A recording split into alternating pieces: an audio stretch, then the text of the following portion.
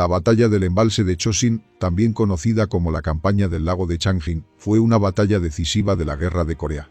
Poco después de que la República Popular de China entrara en el conflicto, el Noveno Ejército Popular de Voluntarios Chino penetró en el noreste de Corea del Norte y sorprendió al 10º Cuerpo de Marines de los Estados Unidos en el área del embalse de Chosin. Al poco se libró una brutal batalla de 17 días con temperaturas bajo cero.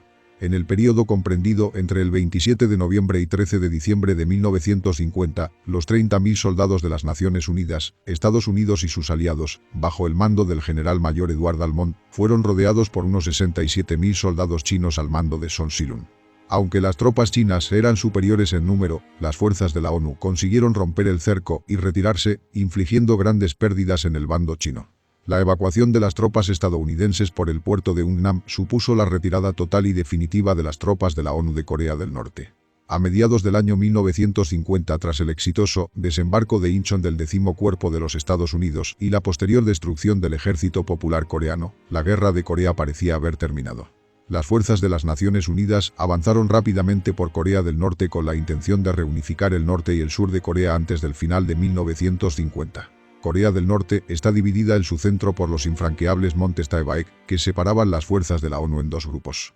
El 8º Ejército de los Estados Unidos avanzó hacia el norte a través de la costa occidental de la península de Corea, mientras que el 1er Cuerpo de la República de Corea y el 10º Cuerpo de los Estados Unidos se dirigieron al norte por la costa oriental. Al mismo tiempo, la República Popular de China entró en el conflicto tras lanzar varias advertencias a las Naciones Unidas. El 19 de octubre de 1950, numerosas formaciones de tropas chinas, denominadas Ejército Popular de Voluntarios, cruzaron secretamente la frontera con Corea del Norte. Una de las primeras unidades chinas en llegar al embalse del área de Chosin fue el 42 Cuerpo del Ejército Popular de Voluntarios y se le encargó detener el avance oriental de las Naciones Unidas.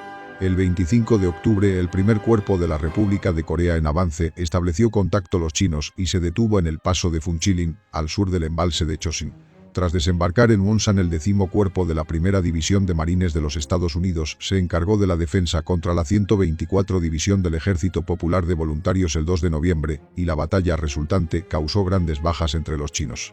El 6 de noviembre, el 42 Cuerpo del Ejército Popular de Voluntarios ordenó la retirada hacia el norte con la intención de atraer a las fuerzas de las Naciones Unidas hacia el embalse de Chosin. El 24 de noviembre, la Primera División de Marines ocupó tanto Sinunni en el lado este como Yudamini en el lado occidental del embalse. Topándose con el ataque por sorpresa de las fuerzas chinas en el sector del 8º Ejército, el general Douglas MacArthur ordenó lanzar la ofensiva Omevich Christmas a casa por Navidad. Para apoyar la ofensiva, MacArthur ordenó al 10º Cuerpo que atacara el oeste desde el embalse de Chosin y cortara la vital línea de suministros Mampojin-Kang y Yeouichon. Como respuesta, el general mayor Edward Almond, comandante del 10º Cuerpo de los Estados Unidos, formuló un plan el 21 de noviembre. Mandó avanzar a la Primera División de Marines hacia el oeste a través de Yudamini, mientras que la 7ª División de Infantería proporcionaría un regimiento para proteger el flanco derecho del Sinunni. La 3ª División de Infantería de los Estados Unidos protegería el flanco derecho y proporcionaría seguridad en la retaguardia. Entonces el 10º Cuerpo se diseminó ocupando un frente de 640 kilómetros. Sorprendido por el desembarco de los marines en Wonsan, el presidente de China Mao Zedong llamó a la destrucción inmediata de la división principal de la República Popular de China, la 3ª División de la República Popular de China, la 1ª División de Marines de los Estados Unidos y la 7ª División de Infantería de los Estados Unidos en un telegrama al jefe militar Son Silun, del 9º Ejército del Ejército Popular de Voluntarios el 31 de octubre. A causa de las urgentes órdenes de Mao, el 9º Ejército se encaminó rápidamente hacia Corea el 10 de noviembre. Sin ser detectado por la inteligencia de las Naciones Unidas, el 9º Ejército entró sigilosamente en el área del embalse de Chosin el 17 de noviembre y, relevando el 20º Cuerpo del 9º Ejército, al 42 Cuerpo del Ejército Popular de Voluntarios cerca de Yudamini. El embalse de Chosin es un lago artificial situado en el noreste de la península coreana. El nombre de Chosin es la pronunciación japonesa de la región norcoreana de Changjin. Se usaba ese nombre debido a que las fuerzas de la ONU utilizaban mapas japoneses anticuados. El foco principal del combate se produjo alrededor de una carretera de 126 kilómetros largo que conecta Ungnam y el embalse de Chosin, que era la única ruta de retirada de las fuerzas de la ONU. A través de las carreteras de Yudamini y Sinunni, ubicadas en el lado oeste y el este del embalse respectivamente, se conectaba con Nagaru-ri. A partir de ahí, la carretera pasaba por Koto-ri y finalmente conducía hasta el puerto de Ungnam. La zona que circunda el embalse de Chosin estaba escasamente poblada. La batalla se libró en algunos de los terrenos más difíciles y en las condiciones climáticas del invierno más duras de la Guerra de Corea. La carretera se creó cortando el terreno montañoso de Corea, con empinadas subidas y bajadas. Desde los picos dominantes, tales como el paso de Funchilin y el paso de Tokton, se divisaba todo el trayecto de la carretera. La calidad de la carretera era mala y en algunos lugares se reducía a un carril de pista de grava. El 14 de noviembre un frente frío procedente de Siberia cayó sobre el embalse y las temperaturas bajaron hasta los menos 37 grados centígrados de mínima. El frío congeló el suelo, causó bajas por congelación, aumentó el riesgo por el hielo de la carretera y mal funcionamiento de las armas. Los suministros médicos se congelaron, las ampollas de morfina tenían que descongelarse en la boca del sanitario para poder ser inyectadas, el plasma congelado no se podía usar en el campo de batalla. Incluso cortar la ropa para llegar a la herida implicaba riesgo de gangrena o congelación. Las baterías que usaban los todoterrenos y las radios no funcionaban correctamente a esas temperaturas y se agotaban rápidamente. El lubricante de las armas se gelificaba y las hacía inservibles para el combate. Además, los resortes de los percutores no golpeaban con suficiente fuerza para disparar las balas y se encasquillaban. Aunque la primera división de marines desembarcó en Wonsan como parte del 10º Cuerpo de los Estados Unidos al mando de Almond y el general mayor Oliver Smith de la primera división de marines se tenían antipatía desde un encuentro producido antes del desembarco en Incheon, durante la cual Almond había hablado de lo fáciles que eran los desembarcos anfibios a pesar de que no había estado en ninguno. Smith creía que había un gran número de fuerzas chinas en Corea del Norte, a pesar del hecho de que el alto mando del cuartel general en Tokio había dicho lo contrario, mientras que Almond pensaba que Smith era demasiado cauto. La mutua desconfianza entre los dos comandantes hizo que Smith ralentizara el avance de la primera división de marines hacia el embalse de Chosin en contra de las instrucciones de Almond. A lo largo del camino Smith estableció puntos de suministro y aeródromos en Agaru-ri y Koto-ri. Mientras que el 10º Cuerpo de los Estados Unidos estaba avanzando hacia el embalse, los chinos prepararon su estrategia según su experiencia adquirida en la Guerra Civil China. Suponiendo que la presencia de la ONU en el embalse sería escasa, el 9º Ejército primero fue a destruir las guarniciones de la ONU en Yudamini y Sinunni y entonces avanzaron hacia Agaru-ri. Creyendo que el grueso del 10º Cuerpo de los Estados Unidos se desplegaría para rescatar a las unidades destruidas, entonces el 9º Ejército bloquearía y atraparía a la fuerza principal de la ONU en la carretera entre Agaru-ri y Unnam. El 9º Ejército en principio envió 6 divisiones a la batalla, con la mayoría de sus fuerzas concentradas en Yudamini y Sinunni. El fallo del plan chino venía de la carencia de información de inteligencia exacta sobre las fuerzas de la ONU. Aunque el 10º Cuerpo se había extendido en una franja estrecha por el noreste de Corea, el lento avance de los marines permitió al grueso de la primera división de marines, los regimientos 5º, 7º y 11º de marines, concentrarse en Yudamini. En cambio, Agaru-ri, que era estratégicamente importante por tener un aeródromo y un depósito de suministros, no fue una prioridad para los chinos, a pesar de estar escasamente defendida por los regimientos 1º y 7º de marines. Solo el Regimiento de Combate 31º, un grupo poco equipado y formado apresuradamente de la 7ª División de Infantería, estaba ligeramente extendido por la orilla del embalse.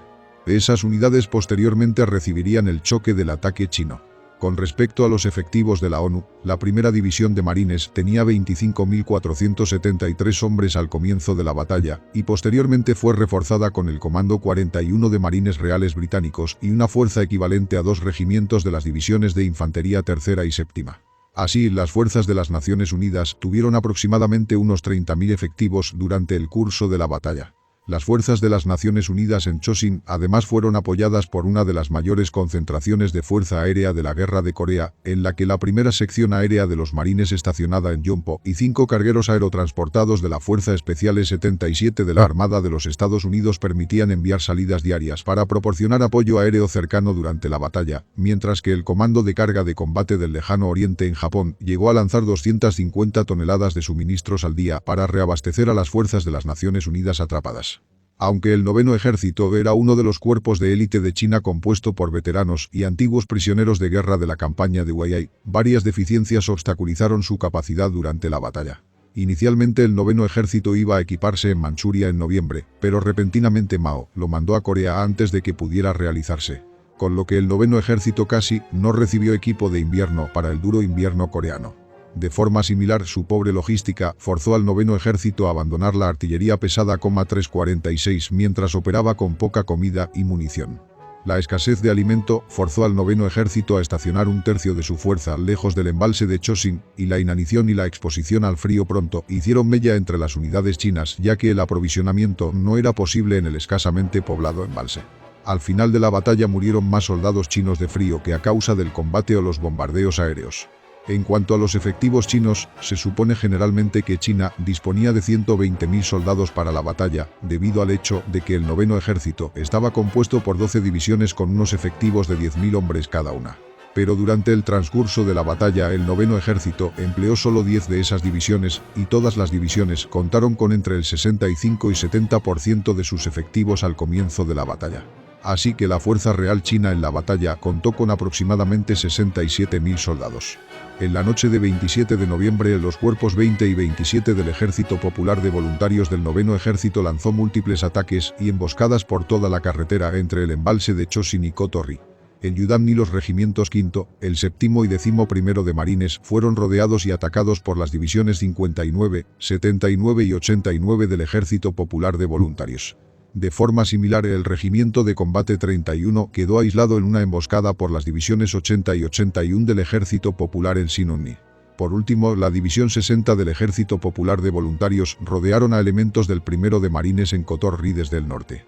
Cogidos completamente por sorpresa, las fuerzas de las Naciones Unidas quedaron incomunicados en Yudamni, Sinunni, Agarurri y Kotorri para el 28 de noviembre. Procediendo según las instrucciones de Almond, Smith ordenó al V de Marines atacar el este hacia Mupyeong el 27 de noviembre. El ataque pronto fue parado por la 89 División del Ejército Popular de Voluntarios y forzó a los marines a atrincherarse en las colinas que rodean Yudamni. Cuando cayó la noche, 3 regimientos chinos de la 79 División atacaron las colinas al norte y noroeste de Yudamni, con la esperanza de aniquilar la guarnición de un golpe. Pronto, los atacantes en lucha cuerpo a cuerpo consiguieron penetrar en las posiciones de los marines, pero el quinto y séptimo de Marines mantuvieron la línea, causando grandes bajas entre los chinos. Cuando amaneció el 28 de noviembre, las fuerzas chinas y los defensores estadounidenses estaban en un punto muerto en los alrededores de Yudamni. Mientras estaba en proceso la batalla en Yudamni, la 59 División del Ejército Popular de Voluntarios bloqueó la carretera entre Yudamni y Agarurri, atacando a las compañías Charlie y Fox del séptimo de Marines que la defendían. El victorioso asalto forzó a la compañía Charlie a retirarse a Yudamni, lo que dejó a la compañía Fox atrapada en el paso de Tokton, un paso vital que controlaba la carretera. El 29 de noviembre varios intentos de rescatar a la compañía Fox del séptimo de Marines fracasaron a pesar de causar grandes bajas en las filas chinas. 64 ayudados por la artillería de Agarurri y los aviones F-4U Corsair de los Marines, la compañía Fox consiguió resistir 5 días mientras continuaban los constantes ataques de la 59 División del Ejército Popular de Voluntarios. Por las grandes bajas sufridas en la 79 División del Ejército Popular de Voluntarios en Yudamni, el alto mando del noveno ejército se dio cuenta de que el grueso de la primera división de marines estaba estacionada en Yudamni con una fuerte guarnición que doblaba las estimaciones iniciales. Creyendo que más ataques serían inútiles, Son Si-lun ordenó al noveno ejército desviar su ataque principal hacia Sinunni y Agarurri, abandonando Yudamni entre el 28 y el 30 de noviembre. Al mismo tiempo, el octavo ejército de los Estados Unidos en el frente oriental de Corea fue forzado a retirarse por completo en la batalla del río Chonchon, y MacArthur ordenó a Almond retirar al 10º cuerpo de los Estados Unidos al puerto de Hungnam. Siguiendo las instrucciones de Almond y Smith, el teniente coronel Raymond Murray y el coronel Omer Lizenberg, al mando del quinto y séptimo de Marines, respectivamente, enviaron una orden conjunta para salir de Yudamni hacia Agarurri el 30 de noviembre. Haciendo frente a duras luchas entre los marines que se retiraban y las divisiones chinas que los bloqueaban, comentó: retirada, demonios. No nos estamos retirando, simplemente estamos avanzando en dirección diferente. Para la huida, los marines formaron en un convoy con un solo tanque M4A3 a la cabeza. El plan era tener al tercer batallón del quinto de Marines como vanguardia del convoy, con 3 batallones cubriendo la retaguardia. Al mismo tiempo, el primer batallón del séptimo de Marines atacaría en dirección de la compañía Fox para abrir la carretera en el paso de Tokton Pass. Al comenzar la retirada, el tercer batallón del séptimo de Marines tenía que atacar primero el sur y capturar las colinas 1542 y 1419 para cubrir la carretera de los ataques chinos. La retirada fue llevada a cabo con la cobertura aérea de la primera sección aérea de Marines. En la mañana del 1 de diciembre, el tercer batallón del séptimo de Marines se enfrentó con el 175 Regimiento de la 59 División del Ejército Popular de Voluntarios en las colinas 1542 y 1419. Los tenaces defensores chinos pronto forzaron a los marines a parapetarse en las laderas entre la carretera y las montañas cuando el convoy pasó su posición al mediodía. Sin haber capturado todavía a Garhu Ri, el alto mando del Ejército Popular de Voluntarios envió a la 79 División volver a atacar Yudamni mientras la 89 División se dirigía rápidamente hacia Kotori. Los chinos atacaron por la noche y el feroz combate obligó a la retaguardia a llamar a los cazas nocturnos a contener los ataques. El combate se prolongó hasta bien entrada la mañana del 2 de octubre hasta que todas las fuerzas de los marines consiguieron retirarse de Yudamni al mismo tiempo. El primer batallón del 7º de Marines también trató de romper el bloqueo chino de la colina 1419 el 1 de diciembre. A pesar de haber sido seriamente reducida por el combate, el hambre y la congelación, la 59 División del Ejército Popular de Voluntarios mandó a sus últimos 5 pelotones y se negó a ceder. Cuando se aproximaba la noche, el 7º de Marines finalmente tomó el pico y empezó a marchar a través de las colinas del lado oeste de la carretera. Aprovechando en el elemento sorpresa, el primer batallón consiguió destruir varias posiciones chinas a lo largo de la carretera. En la mañana del 2 de diciembre, un ataque conjunto de la compañía Fox y el primer batallón del 7º de Marines aseguraron el paso de Tokton, abriendo así la carretera entre Yudamni y Garhu Ri. Aunque se había abierto la carretera entre Yudamni y Garhu Ri, el convoy todavía tenía que luchar con numerosas posiciones chinas en las colinas que bordeaban la carretera. La primera noche de la retirada, los chinos atacaron el convoy con fuerza e infligieron grandes bajas al tercer batallón del 5º de Marines. Aunque la fuerte cobertura aérea estadounidense contuvo a las fuerzas chinas durante el resto del camino, el frío, el fuego que les hostigaba, las partidas de asalto y los bloqueos de la carretera frenaron mucho la retirada y causaron muchas bajas. A pesar de esas dificultades, el convoy llegó a Garhu Ri de forma ordenada en la mañana del 3 de diciembre, completándose la retirada el 4 de diciembre. El Regimiento de Combate RCT-31, conocido posteriormente como Task Force Fight, Fuerza Especial FE, era un equipo formado apresuradamente de la 7ª División de Infantería que protegía el flanco derecho del avance de los marines hacia Mupionmi. Antes de la batalla, el RCT-31 se esparció con los principales elementos separados en las colinas del norte de Sinunni, la ensenada occidental de Sinunni y la ciudad de Udonni al sur de Sinunni. 84. Aunque los chinos creían que la RCT-31 era un regimiento de refuerzo, la fuerza especial realmente estaba debilitada con un batallón perdido, debido a que la mayor parte de la 7ª División de Infantería estaba dispersa por el noreste de Corea. En la noche del 27 de noviembre, 3 regimientos de la 80 División atacaron las colinas del norte y la ensenada, sorprendiendo completamente a los defensores. La batalla subsiguiente infligió grandes bajas en el primer batallón del 32 de Infantería al norte de Sinunni, mientras que el 57 Batallón de Artillería de Campo y el tercer batallón del 31 de Infantería estaban prácticamente sobrepasados en la ensenada. Los chinos además enviaron al 242 Regimiento de la 81 División hacia la colina 1221, una colina indefensa que controlaba la carretera entre Sinunni y Udonni. Cuando la lucha nocturna terminó, el RCT-31 estaba dividido en 3 partes. Creyendo que la defensa de la ensenada estaba completamente destruida, las fuerzas chinas pararon su ataque y empezaron a saquear las posiciones estadounidenses en busca de alimentos y ropa. Cuando llegó la mañana del 28 de noviembre, el tercer batallón del 31 de Infantería contraatacó contra el 239 Regimiento del Ejército Popular de Voluntarios en la ensenada, empujando hacia atrás en desorden a las sorprendidas tropas chinas.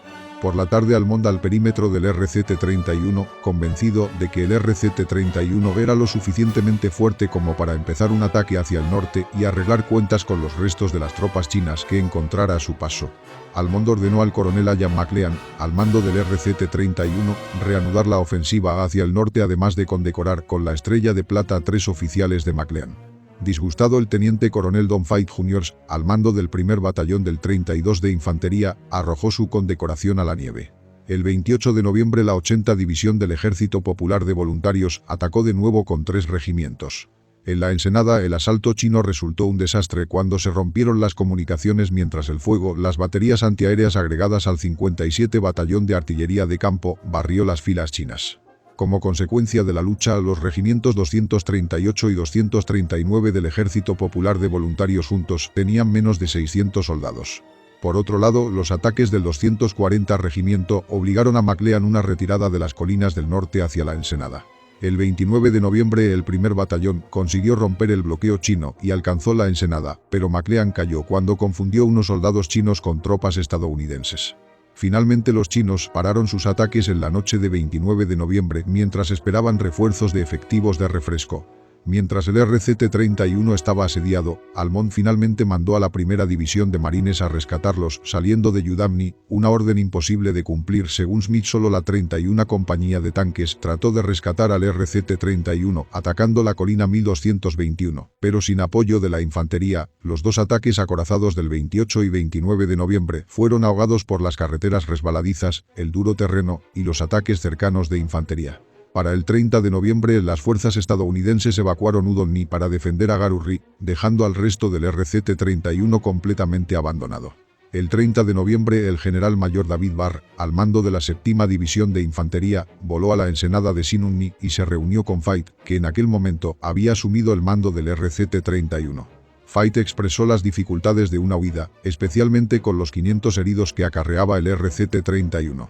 El mismo día, la 94 División del Ejército Popular de Voluntarios llegó para reforzar a la 80. A medianoche, 4 regimientos chinos reanudaron su ataque y Zandanan, al mando de la 80 División, ordenó la completa destrucción del RCT-31 antes del amanecer. De nuevo, los cañones antiaéreos del 57 Batallón mantuvieron a los chinos en la bahía, pero los suministros para el bombardeo llegaban desesperadamente lentos. De día, el 1 de diciembre, Fait finalmente ordenó al RCT-31 que huyera de Sinunni y se retirara a Garurri. La retirada empezó tan pronto como el tiempo permitió a la primera sección aérea de los marines proporcionar cobertura aérea el 1 de diciembre. Cuando los soldados estadounidenses formaron un convoy e intentaron abandonar el perímetro, inmediatamente el Regimiento 241 del Ejército Popular de Voluntarios se arremolinaron a su alrededor y 3 regimientos más se acercaban.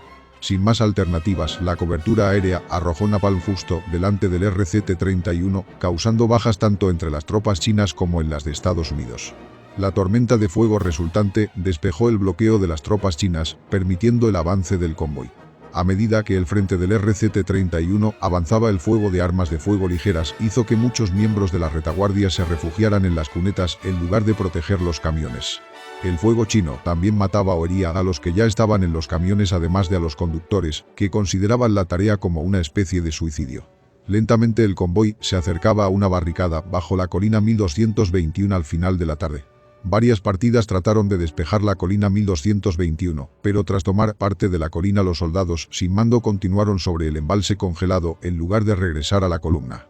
Cuando Fait lideró un asalto sobre la barricada, fue herido por una granada china que le causó posteriormente la muerte. El convoy consiguió pasar el primer bloqueo de la carretera, pero llegó a un segundo en Udon-ni y el RCT-31 se desintegró bajo el ataque chino. Unos 1050 soldados de los 2500 del grupo original consiguieron llegar a Garurri y solo 385 supervivientes llegaron en buenas condiciones físicas. Los miembros que quedaron del RCT-31 se integraron en un batallón provisional del ejército durante el resto de la batalla. Para apoyar el ataque de los marines a Mupyeong-ni, se convirtió a Garurri en un importante depósito de suministro con un aeródromo en construcción. Smith y el cuartel general de la primera división de marines ubicada en Agarurri. Con el grueso de la primera división de los marines agrupada en Yudamni, Agarurri estaba ligeramente defendida por 2 batallones del 1º y el 7º de marines. El resto de la guarnición estaba compuesta por ingenieros y unidades de apoyo a la retaguardia tanto del ejército como del cuerpo de marines. Según el plan original chino, se envió a la 58 División para que atacara a Garurri en la noche del 27 de noviembre, pero la división se perdió en el campo debido al uso de mapas japoneses desactualizados. Hasta el amanecer del 28 de noviembre no llegó la 58 División a Agarurri. Mientras, a causa de las luchas y las emboscadas que habían producido la noche anterior, la guarnición de Agarurri se dio cuenta de que las tropas chinas estaban en sus alrededores. El teniente coronel Thomas Ridge, al mando del 3º del 1º de marines, predijo que el ataque chino llegaría en la noche del 28 de noviembre. Debido a la escasez de efectivos, se pusieron en la línea del frente, incluidas las unidades de apoyo a la retaguardia que tenían poco entrenamiento de combate, y se puso en alerta total a todo el perímetro a las 21:30 horas. Poco después, el 173 Regimiento del Ejército Popular de Voluntarios atacó el perímetro por el oeste y el sur, mientras que el 172 Regimiento atacó las colinas del norte del perímetro. A pesar de los preparativos, la débil guarnición se vio sobrepasada, y las fuerzas chinas abrieron varios huecos en las defensas y llegaron a las zonas de retaguardia. En el caos que se originó, los soldados chinos empezaron a saquear comida y ropa en lugar de aprovechar la situación. Los defensores estadounidenses consiguieron repeler el ataque chino con contraataques, y una avería en las comunicaciones chinas permitió que se cerraran los espacios abiertos. Cuando terminó la lucha, los chinos solo habían conseguido la colina oriental en el perímetro norte. Se planeó otro ataque para la noche del 29 de noviembre, pero las incursiones aéreas de los escuadrones BMF 542 destruyeron las formaciones chinas antes de que se pudiera llevar a cabo. Por la crítica falta de personal en Agarurri, Smith ordenó que se enviara una fuerza especial al norte desde Kotorri para abrir la carretera sur de Agarurri. La fuerza especial se formó con 921 soldados del Comando 41 de Marines Reales, la Compañía G del 1 de Marines y la Compañía B del 31 de Infantería.